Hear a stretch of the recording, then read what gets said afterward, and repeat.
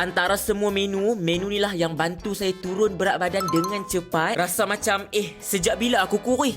Kenapa selok lama aku dah tak boleh pakai ni? Rupa-rupanya sebab benda ni. So, jom saya share resepi. First kali kita tumiskan dulu bawang putih, bawang merah, halia. Tapi kalau hampa tak mahu tumis, hampa boleh je rebus. Kalau dah naik bau and golden macam ni, boleh masukkan ayam, black pepper, chicken stock, garam and gold-goldkan dia sampai sebati. And kita nak masukkan protein pula. Untuk protein pula, saya pakai 2 biji telur dengan ayam bahagian dada. Saya potong dadu-dadu. Nak besar ke nak kecil ke ikut cita rasa masing-masing lah. Lepas tu masukkan sayur. Saya pakai pakcoy and cendawan shiitake. Lepas tu tomato and cili padi. Tomato memang tak boleh tinggal sebab saya memang favourite tomato. Lepas tu cili padi nak bagi pedas. And last sekali egg drop. Yang ni memang saya tak pakai dah tepung jagung. Saya pakai egg drop ni je nak bagi pekatkan kuah dia.